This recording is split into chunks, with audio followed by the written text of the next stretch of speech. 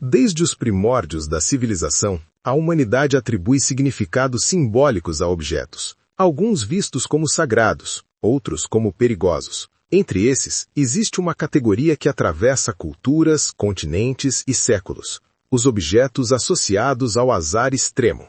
Relatos sobre peças que trazem infortúnio para quem as toca aparecem em registros históricos, estudos antropológicos e até em análises psicológicas modernas.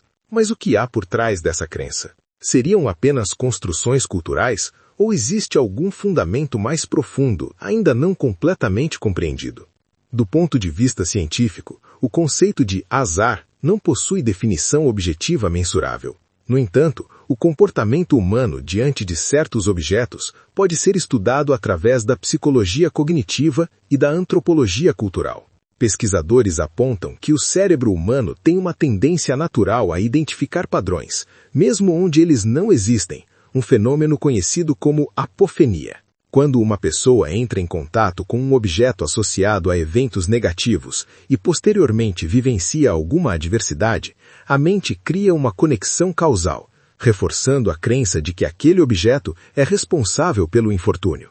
Um exemplo clássico frequentemente citado em estudos é o das chamadas relíquias amaldiçoadas. Muitos desses objetos estão ligados a eventos históricos traumáticos. Quando analisados, percebe-se que o contexto ao redor deles, guerras, mortes, doenças, contribui para a construção da narrativa de azar.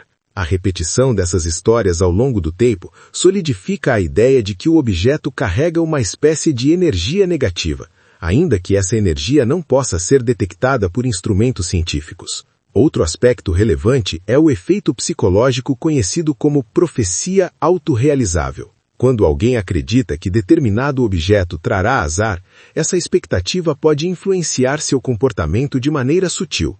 A pessoa pode se tornar mais ansiosa, cometer mais erros ou interpretar eventos neutros como negativos. Assim, o azar parece se concretizar, não por uma força externa, mas por alterações internas no estado mental e emocional. Além disso, há estudos que investigam o papel da memória seletiva. Eventos negativos tendem a ser lembrados com maior intensidade do que os positivos. Se uma pessoa toca um objeto supostamente amaldiçoado e nada acontece, essa experiência é rapidamente esquecida. No entanto, se algo ruim ocorre, o episódio ganha destaque e passa a ser associado diretamente ao objeto. Com o tempo, apenas os relatos negativos permanecem, criando uma percepção distorcida da realidade. No campo da antropologia, diferentes culturas apresentam exemplos de objetos considerados portadores de azar extremo. Em algumas sociedades, certos artefatos são evitados por estarem ligados a espíritos ou entidades. Em outras, itens pessoais de indivíduos falecidos são vistos como carregados de energia residual. Essas crenças desempenham funções sociais importantes, como reforçar normas culturais, preservar tradições e até evitar comportamentos considerados perigosos. Um fator interessante é que muitos desses objetos possuem características físicas marcantes, aparência incomum, materiais raros ou histórico desconhecido. Esses elementos aumentam a sensação de mistério e contribuem para a construção de narrativas negativas. A incerteza, do ponto de vista psicológico, é um terreno fértil para o medo. Quando algo não pode ser explicado facilmente, o cérebro tende a preencher as lacunas com hipóteses que muitas vezes envolvem perigo. Também é importante considerar o impacto da mídia na perpetuação dessas ideias. Filmes, livros e programas de televisão frequentemente exploram o tema de objetos amaldiçoados, reforçando o imaginário coletivo. Embora essas representações sejam ficcionais, elas influenciam a forma como as pessoas interpretam experiências reais. O resultado é um ciclo contínuo de reforço cultural, onde crença e narrativa se alimentam mutuamente. Do ponto de vista neurológico, o contato com algo percebido como ameaçador ativa áreas do cérebro relacionadas ao medo, como a amígdala. Essa ativação pode desencadear respostas fisiológicas, aumento da frequência cardíaca, sudorese, tensão muscular, que são interpretadas como sinais de perigo real. Assim, mesmo na ausência de qualquer ameaça concreta, o corpo reage como se estivesse diante de um risco iminente. Outro ponto relevante é o papel das crenças individuais.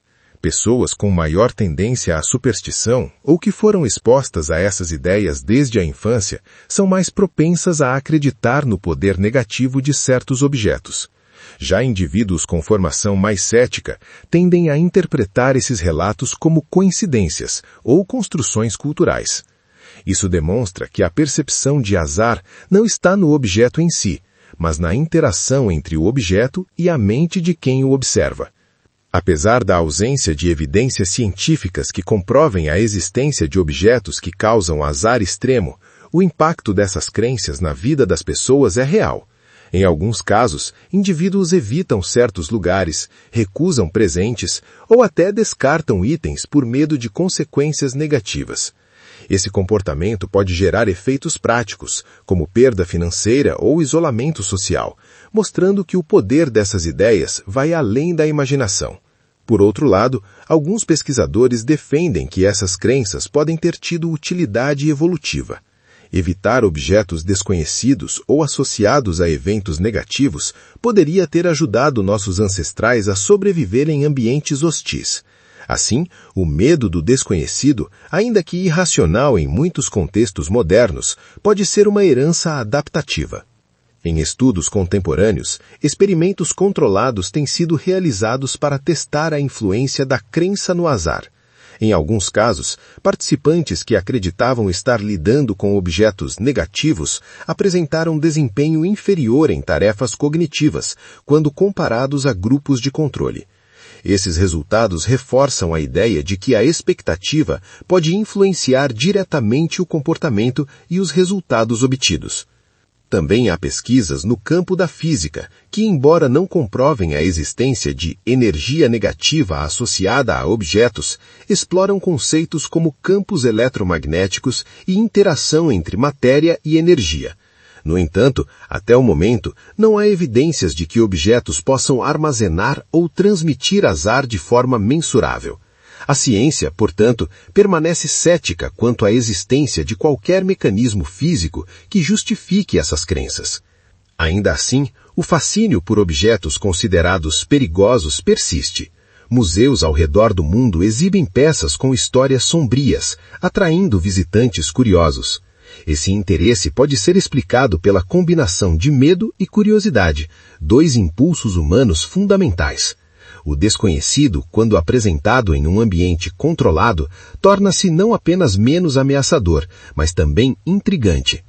Em conclusão, a ideia de objetos que trazem azar extremo para quem os toca é um fenômeno complexo, que envolve fatores psicológicos, culturais e históricos.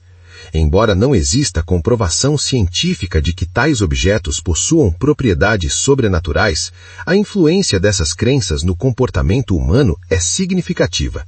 O que chamamos de azar pode muitas vezes ser resultado de percepções, expectativas e interpretações moldadas ao longo do tempo. Assim, mais do que evidências de forças ocultas, esses objetos revelam algo profundo sobre a própria natureza humana, nossa necessidade de encontrar significado mesmo diante do inexplicável.